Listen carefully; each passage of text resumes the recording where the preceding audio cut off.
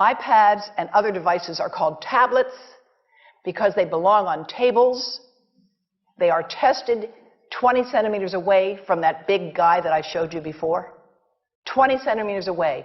They are not approved to be held in the laps of little children, although millions of kids are having them now in schools because the people involved in educational technology and those involved in public health research are not talking to one another.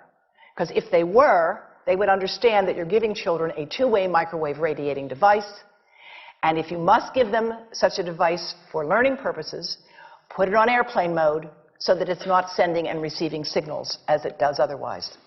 Now, this is some new modeling, again, that we've developed with colleagues in Brazil, and we can share with you how we've done it.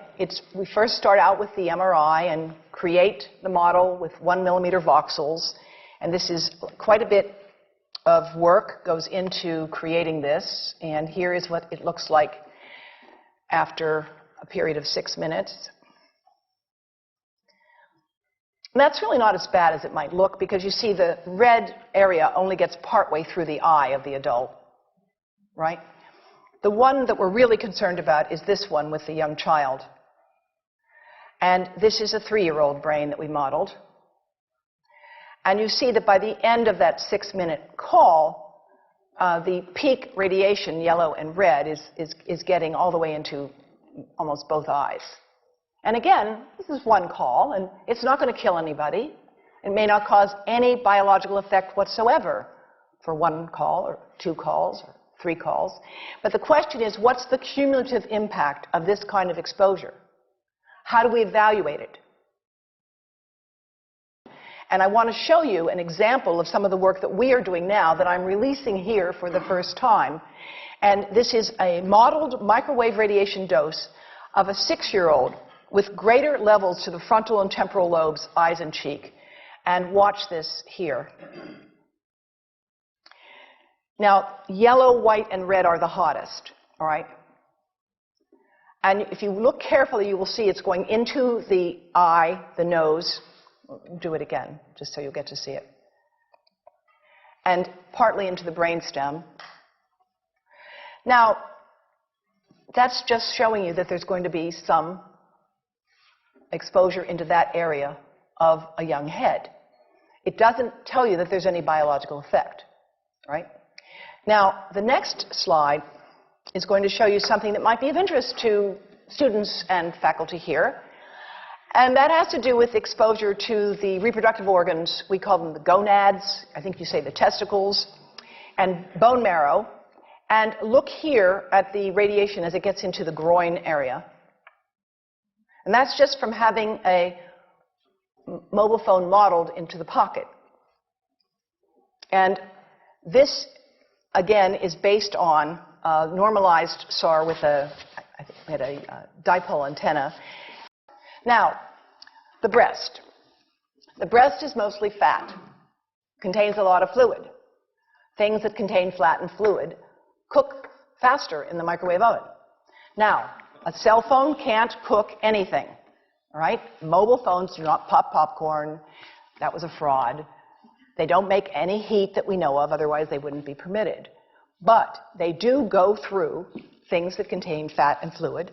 And we are now working at Environmental Health Trust with scientists at the University of California, San Francisco, scientists formerly the president of the American Cancer Society of California, because we are seeing women who keep cell phones in their bras. Has anyone seen a woman put a cell phone in her bra? Hands up, please. Please tell them you've heard now why they shouldn't do that. And here I want to show you our first case report from 2009, and we now have many more. This was a Chinese-American woman who used her cell phone 4 hours a day in her bra for 10 years while she was driving. Now, and you drive with a phone on your body. The phone is smart. It's going to go from one tower to another, and it's going to say, here I am, where are you, here I am. And it's going to be going to max power each time it moves from one cell tower to another. And there it was right next to her chest. And the tumors that developed right under the antenna of the phone. unusual tumors. But in the meantime, people have a right to know how you can minimize exposure. And again, I think this information is available on our website, will be available on yours. Remember, if you have to give a phone to a child, put it on airplane mode. And think about this. That microwave oven, it works because there's a metal box around the microwave signal, and the signal pings all over the place. Next time you get into an elevator or a train for any length of time, put your phone on airplane mode. Otherwise, that signal is going all over the place, magnifying and coming back. Keep the mobile phone away from you when it's on and you are asleep. Now, it takes a village to do a lot of things. These are some of the people whose materials I've used today with their permission, and I can't read this list to you, but I want you to know that I feel really honored to be working with some of the most talented people in the world on this issue. And they have given me permission to share these materials with you. And I leave you with this thought from Albert Einstein. The world is not dangerous because of those who do harm, but because of those who look at it without doing anything.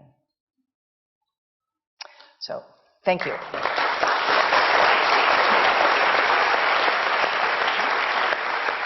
Thank you.